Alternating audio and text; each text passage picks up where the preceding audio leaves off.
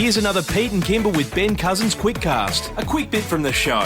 So this Dear Kymba is one that I think is really going to affect a lot of people. So I got a letter from Michelle that said, Dear Kymba, could really use some help, including finding out what other parents have done in this situation. I believe strongly in my no answer, but I know I'm totally going to upset my learner driver child. I'm totally comfortable being in the passenger seat as my teenagers drive me around, and I feel comfortable in the fact they know what they're doing. They have heaps of hours under their belt and they've displayed correct actions in times of idiot drivers. My problem is I do not feel comfortable with my teenager being the passenger in a car of their friends who have recently obtained their P plates. My heart, my worry and nerves say no way, because I love you beyond words, and if anything were to happen to you, I cannot forgive myself if harm came to you. And I also want to, and if I were to say yes, I understand P-platers have worked hard to achieve their licence. However, I also ask my teenagers to hold off on being their passengers until they are used to driving on their own. This is a phase of life that needs to be accepted, yet I don't want that phone call that says, sorry, there's been an accident. Would love some advice. Many thanks, Michelle. And Michelle joins us on the phone now. Thank you very much for sending in that Dear Kymba, Michelle.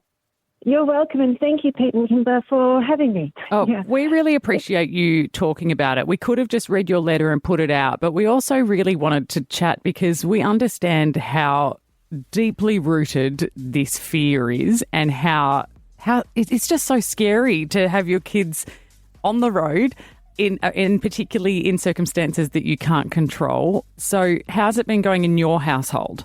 Kymba, it's really hard because, you know, they've got 40 hours up or whatever it be, and I don't think it matters even if they've got 100. I'm still going to feel the same way that you're not on the road on your own. You're still being supervised, but your friends and yourself, once you go out onto that road on your own for the first time and learn to drive on your own for the first time, that takes a while.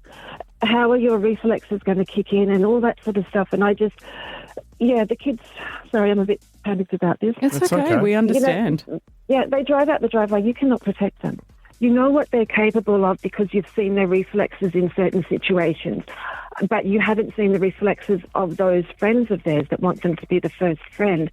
I think that's very true, Michelle. And I think too, you know, it's statistically, this is why WA changed the laws about how many passengers P-platers can have in the car, because of course, when it's just them in the car on their own, that's one thing. But if they've got friends in the car, there are more distractions, there's music, there's chatter, there's laughter, there's, you know, they're having a good time, but it does bring risks.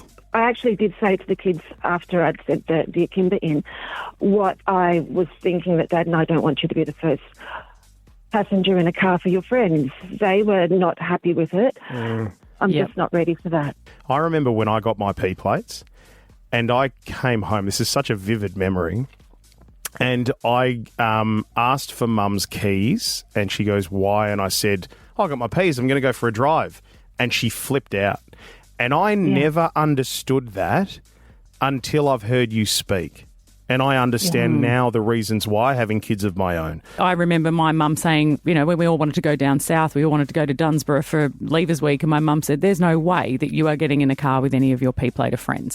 She allowed me to drive with other people, but that person was a year older than us and had already had their licence for 12 months, and so she allowed me to go in that. But she's always made other things where you have to get a bus home or you have to, and I accepted that, and I think my mum always became the taxi for all of my friends. So instead of allowing my friends to drive us everywhere, she would say, yeah, I'll take you to Fremantle.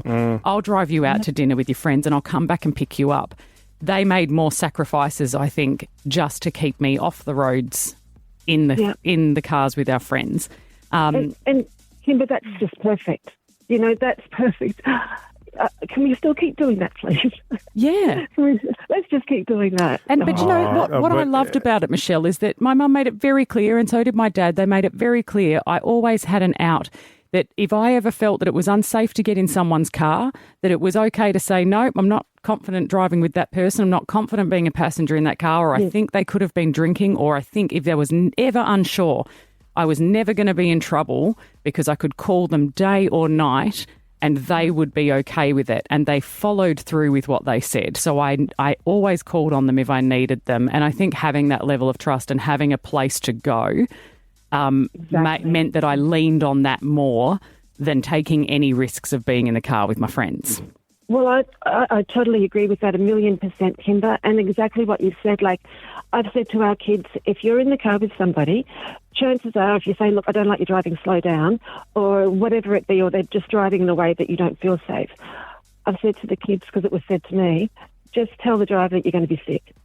Yep. You know, and I tell all my kids' friends that, because they will pull over so you don't vomit in that car. Yep, and then get out and call whoever you need to come and get you. This is a great chat, Michelle. I want to be able to put this out to people and get their advice, because I think so many people are dealing with this. So 13 10 60, give us a call and tell us how you handle this situation, getting your new kids, your P-plating kids, you know, and being a passenger in someone else's car, how you're personally dealing with that, whether it's the small, short trips, not being at night, maybe it's you can go to the shops together but you can't go out to this party together. You know, maybe there's those sorts of rules, but we'd love to hear what you're doing in your home. So 13 10 60, give us a hand. Michelle had called us or written to us, and we spoke to her on the phone about the P-plated drivers. She's uncomfortable having her kids drive with their friends when they've got their P-plates, and we've talked about ways to make it easier and how to help that transition, but we want to get your thoughts. Linda, you've got 3 sons. What do you do in your household?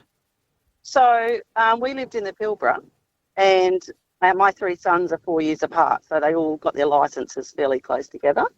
And we would do the drive to Perth. We would make them do long distance driving, let them get to the fatigue stage to realise what their capabilities were, overtake road trains. We get to the city and they would drive in city traffic.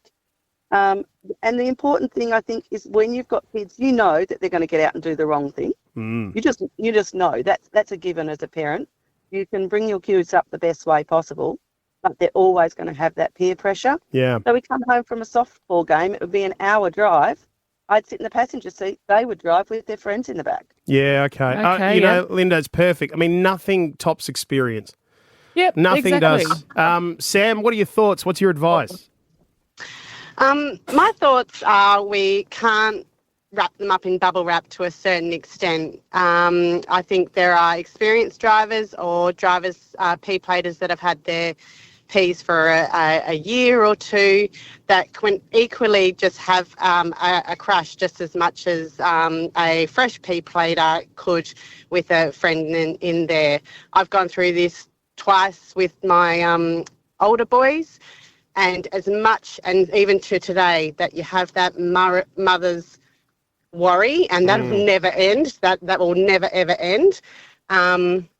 You just have to let them be, and I get what you're saying, mate. Like you can put in the work, but at some point you've got to let go a little bit too. You know, it is bridging that gap though, that I still remember what it felt like to get my license and remember feeling very confident on the road. You know, my dad used to race cars. He taught me how to drive and I felt very confident, right? Yep.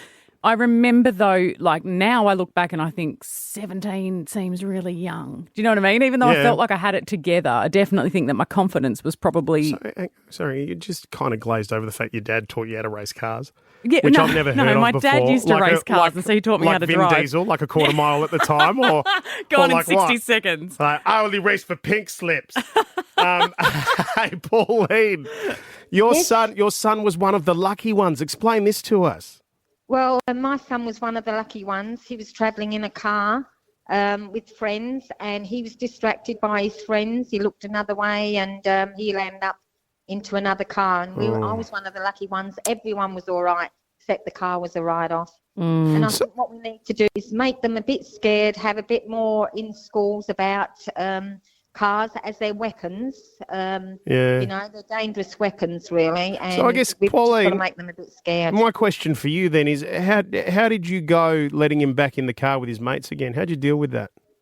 Well, the only thing is just talk about it, and I think it might have woken him up, and it made him scared.